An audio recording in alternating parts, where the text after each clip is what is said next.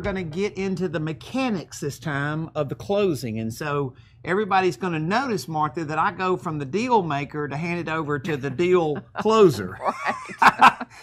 Martha does it all on her partials, but she is very good at the workflow and the documentation.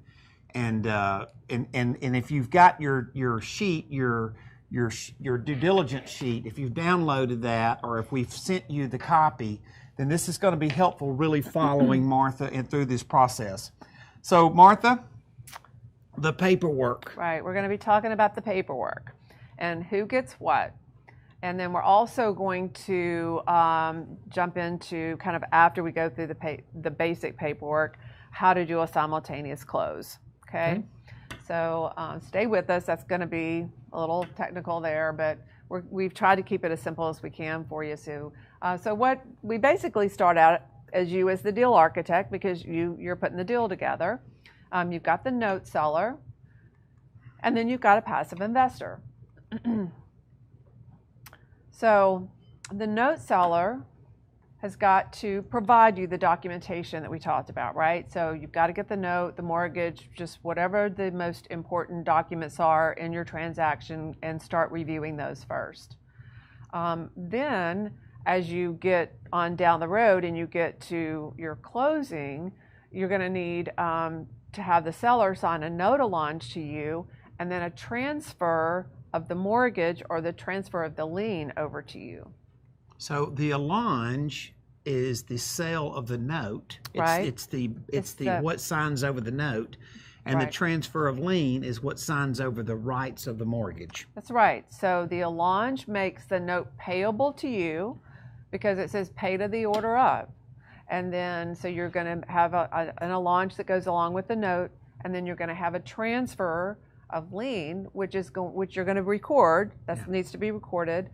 Which then it's public record that mortgage has been transferred to you.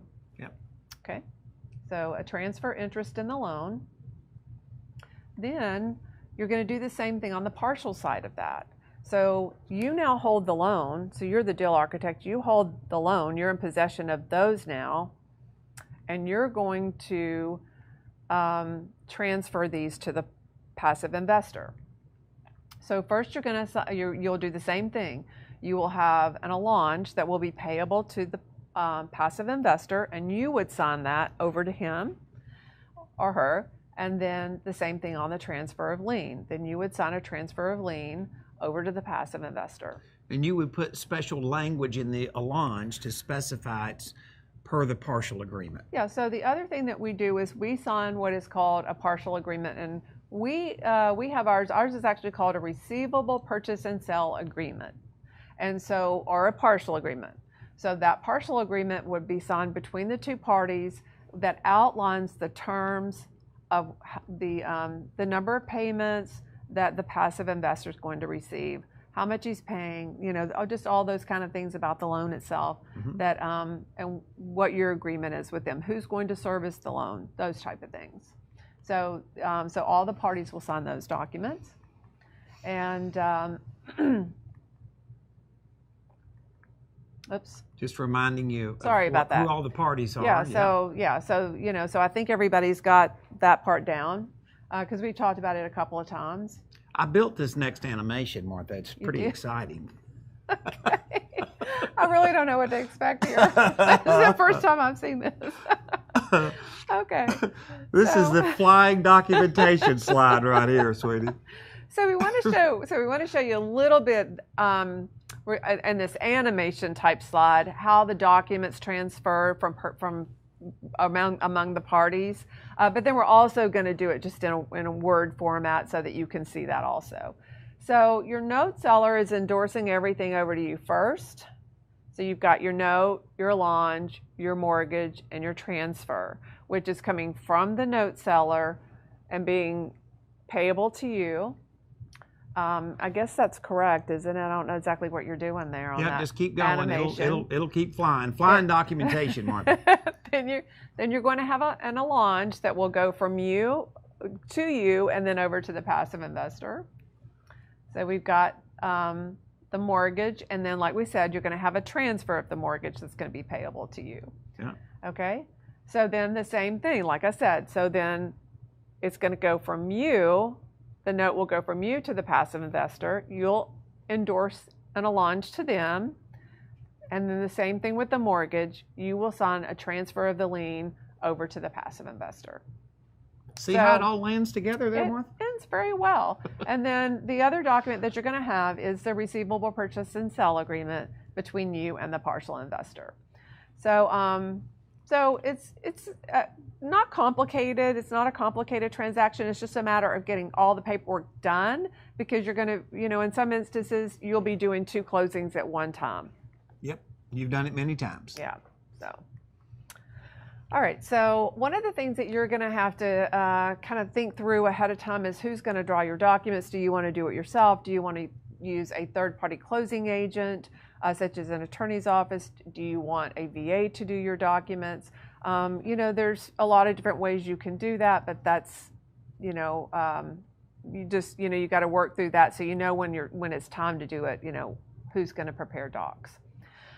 So as we said, you're going to need the note allonge for the full purchase and the partial. You're going to have an assignment of the mortgage. You're also going to record that after closing. That would be like a post-closing item that you're going to take care of.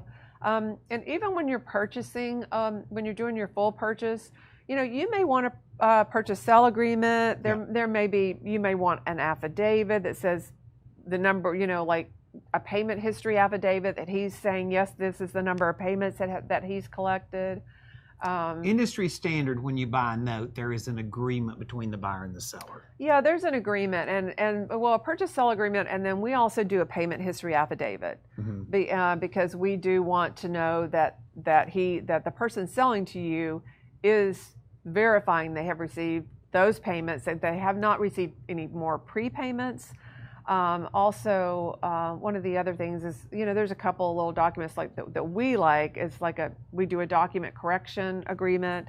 Yeah. So if there's an erroneous error, like a misspelling or a wrong date on a deed of trust, we can just correct it and then have it re-recorded if we had to, if we put some information in wrong. So anyway, any additional documents that you might want, have those executed. And then you're also going to have servicing documents. And if you're doing a simultaneous close, you're going to want to do a service agreement with the loan servicing company, and also have the partial buyer do one too, because, you know, you're both basically using that servicing company. Yep. All right, so then in continuing it, it's the same like we said on the partial side. You're going to have a note allonge, and what we do on the note allonge when we sell a partial is we have an additional wording on there that says per the receivable purchase and sell agreement dated on whatever date we closed. And so that way, if anything ever happens in regard to anything that comes up legally on the note or the mortgage, it shows that the partial holder, the passive investor, only has a partial interest in the loan. In other words, they can't go sell the whole note to somebody because their endorsement only is specifically to the partial agreement. Yeah, and so if you have that on the back of an allonge, well, then all of a sudden it's going to say, well, what is the partial agreement, right? Yeah. So anyone would know, oh, there's another side agreement here that we don't know about. Experience taught us that. Yeah. So now, in regard to the assignment, though, it is a full assignment of the mortgage. There's no way to do any type of partial assignment. And so both assignments were basically the same. It's just a matter of who it's being transferred over to. And then the last thing, of course, is like we discussed, is you have your receivable purchase and sale agreement, and then the servicer documents that your partial buyer will have to sign. And normally there are about 3 or 4 documents that you're going to need to prepare for the servicer, because, you know, they need to know, you know, how do we make payment to you? If it's an ACH, or they have to have the banking information, those type of things that, you know, you've got to have to make sure that those payments are coming into the correct account. All right, so once that's done, then you've got to have these documents executed by all of these different parties. So you've got your note seller is going to execute all the documents and get them back to you. Then you, as the deal architect, you're going to be sending documents over to the signing documents between you and the passive investor. So you're going to sign documents that are going to make everything payable to your passive investor. And then both of you are going to you need to sign this receivable purchase and sale agreement. So the same as what we were showing you earlier, just in a little bit different format, just so that we can kind of reiterate kind of how the flow of the documents go. And then the servicer agreement, like we said, which you're going to want to sign documents to the servicer and then have the passive investor And we're referring to them. you as the student here, just so you can. Right, exactly. Yep. Okay, and then you get to closing and funding. So at this point, all the documents have been executed. And we're going to start gathering these documents, putting these documents together so that everything can be funded. So you're going to want every possession of all of these documents. So you're going to want the executed note of launch, the executed assignment, any other closing documents that you had executed, the original note and mortgage, and also that original receivable and purchase sale agreement. You've got all those documents there that you're going to want to get in possession of so that you can fund the deal. And then when you start to fund the transaction, what you're going to do if you want to do a simultaneous sell is the passive investor is going to fund into your account. So he's going to fund first, and then you will turn around and fund over to your note seller. So it's a little, that part of it is just kind of opposite, but it's what you're going to need to do to get your money into your account and then fund to the note seller if you want to do a simultaneous close and pull all this together at one time, like we showed in the case studies where some of the students needed to use other people's money to fund the transaction. Now, you could hire an attorney to be an escrow agent. You could. That's one of the things you could do. Is use an attorney's office, or even a title company could, hold money and do an escrow for you if you needed a third party, if everybody felt more comfortable with the third party.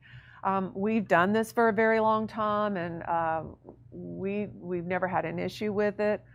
So normally we just escrow everything ourselves and then we disperse funds. But you could have a third party do that for you if you feel more comfortable doing that, or if somebody else that you're working with would prefer that. So, and usually there's not much of a fee there in regard to doing an escrow. So one of the things that we wanted to cover with you, because we've talked so much about self-directed retirement accounts, that we wanted to go through this closing strategy if you're using an IRA custodian or administrator.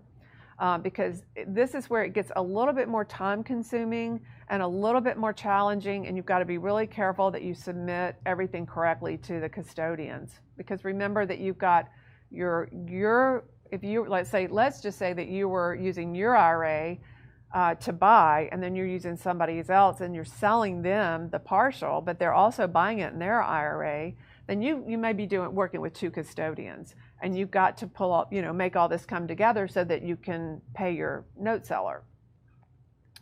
So what you're going to do is you're going to do a direction of investment to buy the note. So a direction of investment to buy the promissory note. Then what you're going to send with that direction of investment is your collateral file to the custodian. So you would send them the note, the mortgage, the allonge, and then the assignment of mortgage. So that's what you need, the kind of the documents that you need to buy that note, right? But at the same time, you're going to be selling that note. So what you're going to do is you're also going to complete a direction of investment to sell the promissory note. Yeah. So, you've got to kind of think through this and how you're going to do it, okay, right? So, but then on the partial side, your partial investor is going to need the direction investment to buy the note, because he's buying a partial interest, but he's got to fill it out as if he's buying the full note, okay? And then he's going to need to submit the collateral documents. So he's also going to need a copy of the note, the mortgage, the allonge, and the assignment. And that's going to be the note, allonge, and assignment to you from the note seller. And then he's going to need the documents that you executed to transfer this mortgage, this note mortgage, over to him. So you're also going to need to include the allonge that you endorsed to him and the assignment that you did to the partial buyer, along with that receivable purchase and sale agreement. The partial agreement. Right, the partial agreement. So this is all for your partial investor, and then he's going to submit those documents to his custodian, and then those funds is what's going to, all that submitting that and having it funded through their custodian is going to come into your account, which is going to fund your transaction to the note seller. So this is what your partial buyer would do. So are you following that? I want to make sure that we know what the partial, so that's what the partial investor is going to do. And then on your side, you're going to kind of do almost exactly the same thing, except you're going to do the direction of investment to buy the promissory note. So you've got all your supporting documents, your note and mortgage, and then you've got your executed transfer documents, which is your note allonge and your assignment of mortgage. Then next, you're going to do a direction of investment to sell the promissory note, because you're buying it and selling it all at the same time. And then so with this, then you're going to also have the note allonge to the partial buyer, the assignment of mortgage to the partial buyer, and the receivable purchase and sale agreement. So you're going to do all of these documents and put them, just literally just put all those documents together in chronological order. I mean, put all your, when you're buying, put your buy documents together, then put your sell documents together, and that's what you're going to submit. And I would send it with a cover letter just saying simultaneous close, purchase of real estate note on asset 123 Main Street, and then just put and partial sell of this asset on 123 Main Street to John Doe IRA X, right? Yep. So they know you're purchasing it and you're selling it at the same time. So after after the partial buyer funds and the money comes into your account, then you will take that money and then fund out to the note seller. So you'll also be like on the direction of investment to buy a promissory note. There's always a place on there on where you're going to wire funds and who you're going to wire funds to. That's going to be to the note seller. Yeah. And this is clearly, guys, why we wanted to give you a workflow sheet. So these slides just are part of what you have now is a workflow sheet, this information that Martha's been going through, and that's really critical because once again, it is a process. Martha just has done a really good job of documenting every detail of the process. So, right. And I see on some of our slides, they're not quite coming up just right. But I don't know exactly what happened there, but I guess, but you can see the PowerPoint demon. Yes, something like that. So you can, but you can see the flow, and you can see we have it all laid out, like you said, on the flow chart too for you. Yeah. So, so that's how that part of it works. And then let's talk again about the funding process, because it's no different than what you've seen in all these case studies, but let's take you back to this case study. So, like in your mind, you're like, okay, now I'm getting the picture. So Bob needed $81,500 to buy this particular asset. So he had $70,000 that the partial from the partial sale that they sent into Bob's account, right? So what they wired $70,000 into Bob's IRA, and then Bob already had the balance of that, the $11,500 sitting in his account already.